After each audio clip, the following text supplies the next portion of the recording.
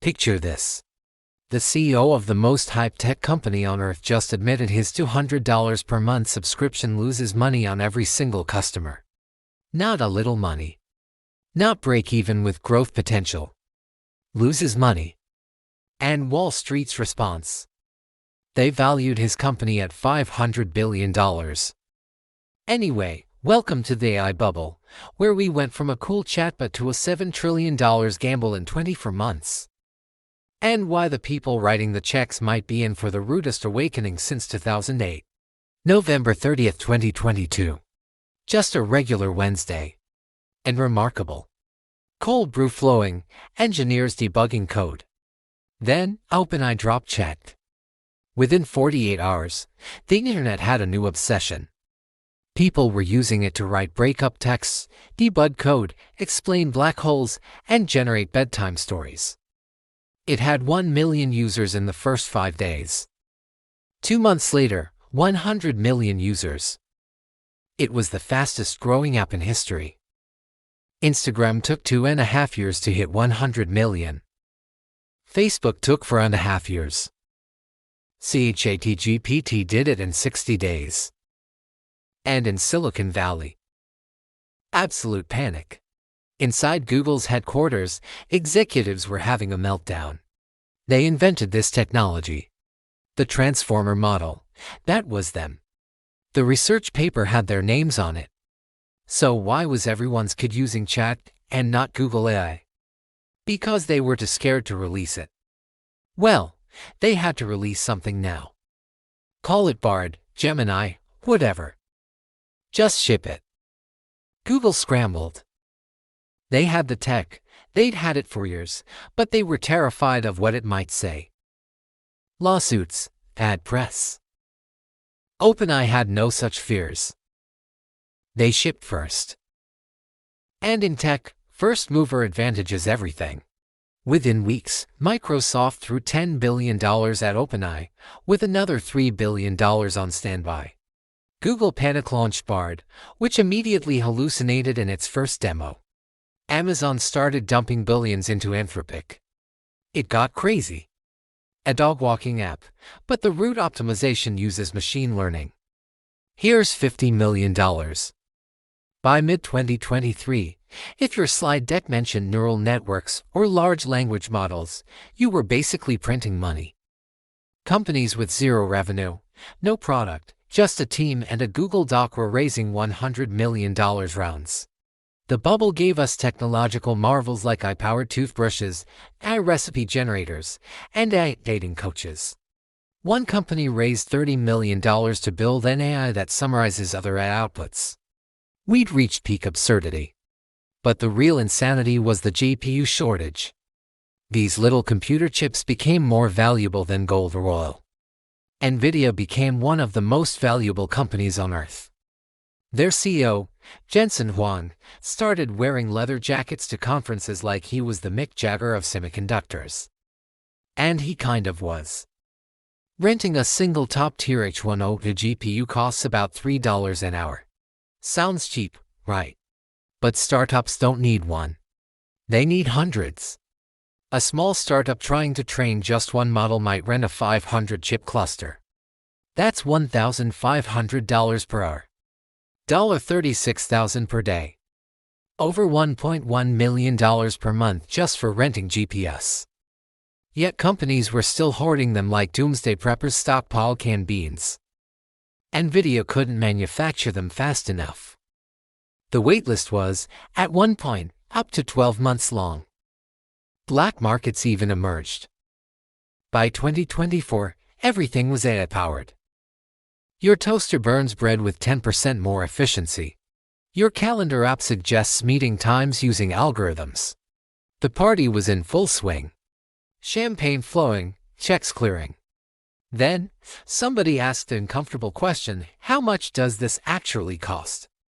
January 2025.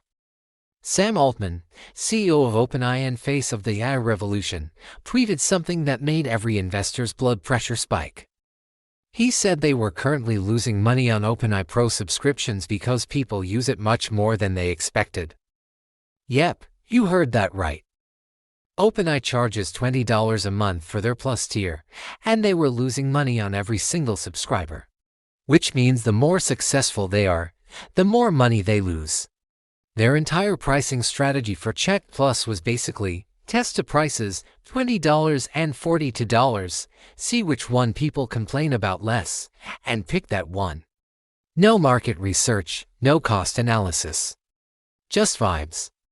That's how a multi-hundred-billion-dollar company priced its flagship product. Vibes. But wait, it gets worse. OpenAI's 2020 for finances. Revenue of $3.7 billion. Losses, $5 billion. They didn't just fail to make a profit. They lost more money than they made. By a lot. Now here's where it gets truly insane. Industry forecasts show AI infrastructure will require $6.7 trillion by 2030. Let me break that down. $5.2 trillion directly for AI infrastructure, GPUs, accelerators, power upgrades, cooling, and data center construction. The remaining $1.5 trillion goes to traditional, non-AI cloud infrastructure. The four largest tech companies alone are expected to spend $350 billion in 2025. 1 year. And here's the kicker. To justify these costs, the AI industry needs to generate $2 trillion in annual revenue by 2030.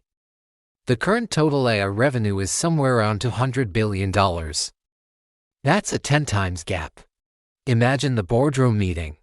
Sam, our projections show us at $20 billion in 2025. You proposing we hit $100 billion by 2029. That is the necessary growth trajectory. That's not a trajectory, Sam. That's a hockey stick drawn by someone who's never played hockey. Do you know what it costs to even attempt this? $115 billion in cash burn by 2029. When do we become profitable?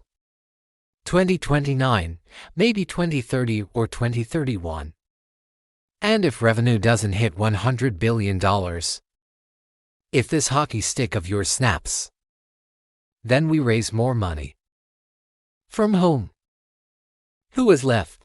Microsoft, Saudi Arabia, a really optimistic pension fund. Plenty of fish in the sea, guys. Since 2021, private investors have pumped hundreds of billions into AI startups. Most of that went to just 10 companies whose combined valuations swelled by nearly $1 trillion. Everyone's betting they'll become the next Google. Then the failures started rolling in. ChatGPT hallucinated, tech speak for completely making things up. It cited research papers that don't exist and legal cases that never happened. Google's AI told users to put glue on pizza to make the cheese stick better. It learned this from a Reddit joke. Yes, really. The lawsuits arrived next. Artists, writers, musicians, and journalists all asking the same question: did you train your AI on my copyrighted work? The answer was yes. The New York Times sued OpenAI. Getty Images sued Stability AI. Authors sued everyone. Musicians sued everyone else. The companies claimed they didn't steal, they just learned from publicly available data. The creators argued they scraped the entire internet without permission and used it commercially. By mid-2024, the cracks were showing. The vibe shifted from euphoria to something more dangerous: doubt. The hype was loud, the math was ugly. And now everyone had the same uncomfortable question buzzing in their heads. So when does this whole thing explode? This looks like a bubble. The losses are insane. The valuations are delusional. But this bubble isn't popping the same way the dot-com bubble did. Why? Because the people inflating it are also the people with the biggest wallets on earth. And like 1999, when startups had zero revenue and 17 foosball tables, today's AI bubble is being funded by big tech companies that actually make real money. Buy an entire country if we feel bored money. Microsoft prints billions from Azure. Google prints billions from ads. Meta prints billions from showing you memes your cousin already sent you. These giants aren't investing in AI because it's profitable. They're investing because they're terrified of being the ones who didn't. If AI becomes the next iPhone moment, the next Google moment, the next entire world changes overnight moment, then the company that slowed down becomes BlackBerry. And nobody wants to be BlackBerry. Think of big tech like poker players who all brought unlimited chips. If Microsoft folds, Google wins. If Google folds, Amazon wins. No one blinks. No one folds. Everyone keeps raising the stakes. And that brings us to the real uncomfortable question: if everyone keeps spending, how do bubbles ever pop? The short answer is they burst when a real-world event forces everyone to stop pretending. And historically, that event usually comes in three forms. 1. The money suddenly disappears. The dot-com bubble collapsed because the cash spigot shut off. Interest rates rose, funding vanished, and thousands of companies evaporated overnight. If interest rates rise anytime soon and big tech tightens their budgets, the AI bubble ends instantly. 2. A big, embarrassing meltdown happens. Every bubble has a moment, one spectacular failure that freaks everyone out. .com had earnings disasters, 2008 had Lehman Brothers, crypto had FTX. AI's version could be a giant lab revealing massive losses, a botched model launch, or a lawsuit that freezes everything. So where are we right now? Big tech is still spending. No meltdown earnings call yet. No major scandal. Reality is showing cracks, but not enough to break confidence. So yes, this bubble is inflated.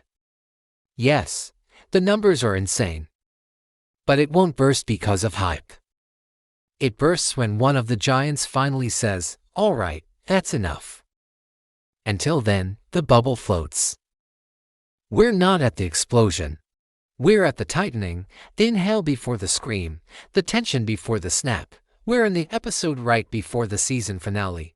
Thanks for watching, and don't forget to subscribe for more.